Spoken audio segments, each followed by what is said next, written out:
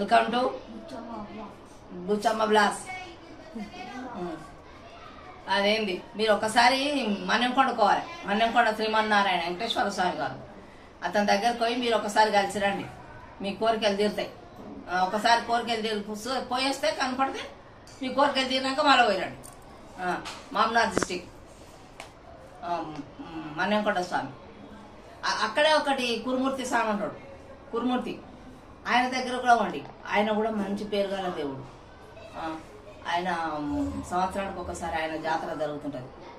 ఆయన దగ్గరకు పోయినాడు. ఆయన కూడా చాలా మంచి దేవుడు, పేరు గల దేవుడు. ఇది కొల్లాపూర్ డిస్టిక్లో సింగోటం నరసింహస్వామి ఉంటాడు. ఆయన దగ్గరకు పోయిరండి. ఆయన చాలా పేరు గల దేవుడు. మీరు కోరుకున్న కోరికలను తీరితే మళ్ళీ పోవచ్చు. ఈ ఊడకాలంలో రాజరాశ్రమ గుడి ఉంది. ఆయమ్మ కూడా పెద్ద పేరు గల దేవత. ఆయమ్మ దగ్గరికి పోయిరండి. నవోదయ కాలంలో ఆంజనేయ స్వామి ఉన్నాడు. ఆంజనేయ స్వామి కూడా పెద్ద పేరు గల దేవుడు. అతని దగ్గరకు పోండి. మీకు ఎవరైనా సమస్యలు ఉంటే అడిగితే శ్రీమన్నారాయణ మంచిగా చేస్తాడు మీకు. ఇవన్నీ ఉంటాయి చూడు. వాళ్ళందరికీ తెలియదు కదా, మీకు తెలియదు. ఎక్కడ దూరంగా ఉంటే వచ్చి మీరు ఆ దేవుని కలుసుకోండి. ఆ దేవుని కలిస్తే మీకు మంచిగా అవుతుంది. ఏంద్రా మనం పోయి తీసి వాళ్ళు చూసి ధరిస్తారు. అడ్రస్ చెప్పిన కదా. మన యాదగిరి మనకొండ వెంకటేశ్వర స్వామి దగ్గరకు పోతే కురుమూర్తి స్వామి చెప్తారు. అంతే. ఎప్పుడన్నా మీకు తీరిక ఉండి ఓపిక ఉంటే వెంకటరామని కలవాలనుకుంటే మీరు పోయి చూసి రావచ్చు. చాలా మంచి దేవుడు ఆయన. మళ్ళీ ఆయన పరిగి పక్కన లొంకాని ఉంటుంది. అక్కడ కూడా ఒక ఆంజనేయ స్వామి ఉంటాడు. ఆడపోతే కూడా చాలా మంచి దేవుడు. పోయి రావచ్చు మీరు. గురుకుల రచయిత సరిత పరిచయ వాసిత పాలమర్తి వెంకట నరసింహారావు పివి నరసింహారావు పాఠం నేర్పరి జన్మస్థలము వరంగల్ రూరల్ నర్సాపురం జన్మించారు. దత్తపిత్రుడు రచయిత నరసింహారావు వరంగల్ భీమదేవరపల్లి మండలంలో ఎవరపల్లి గ్రామంలో రుక్మిణి రంగారావుల దత్తపుత్రుడు. రచయిత గురువులు పివి ఉస్మాని ఆసుపత్రి విశ్వవిద్యాలయంలో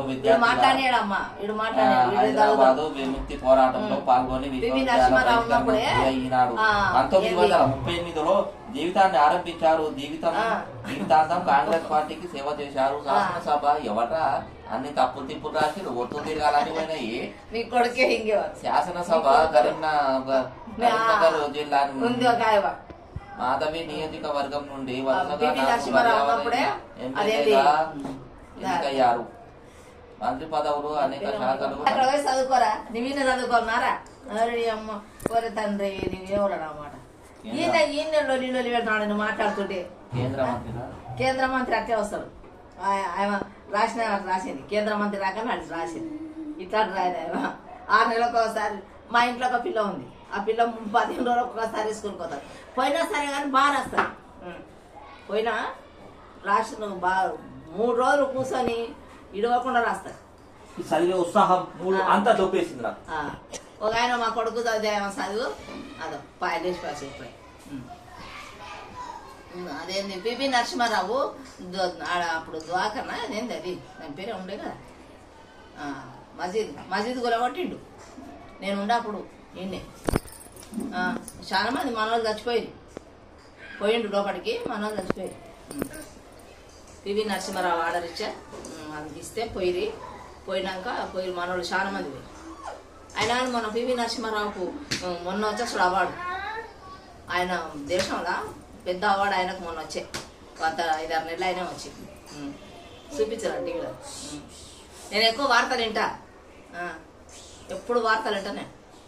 దేశంలో దేశం ఏం మంచిగా చేస్తారే అంత దేశం ఇట్లా. దేశంలో ఏమి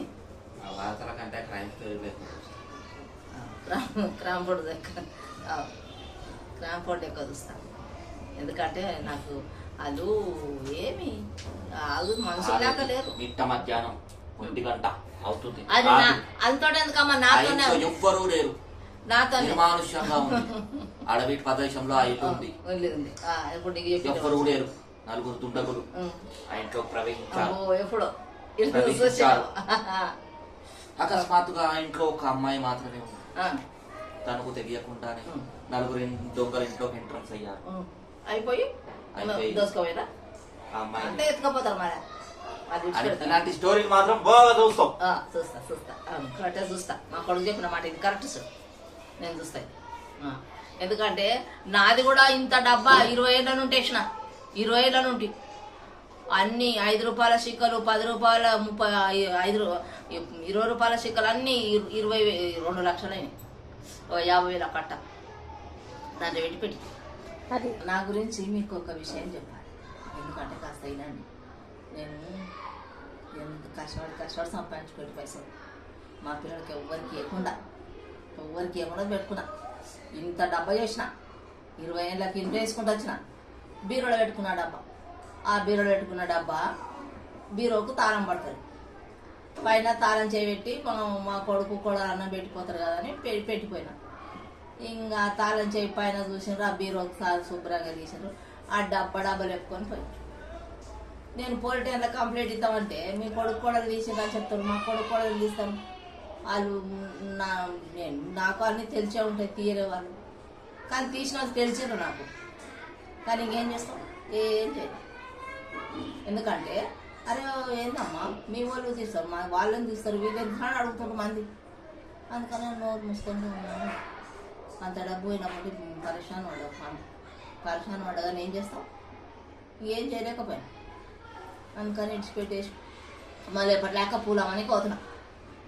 ఎందుకంటే పైసా పోయిందని ఏడ్చుకుంటూ కూర్చుంటే ఏం చేయలేము కదా. అందుకని పోయి మళ్ళీ ఇప్పుడు పోయి 5 నెలలు పైసా పోయి ఇంకా ఏం చేద్దాం, ఒక్కొక్కరిని విడిచిపెట్టేసి గమ్ము. లైక్ చేయండి, షేర్ చేయండి, సబ్స్క్రైబ్ చేయండి, కామెంట్ చేయండి, కింద గంట నొక్కండి. కొట్టండి. Done. Bye guys. Bye guys. Bye.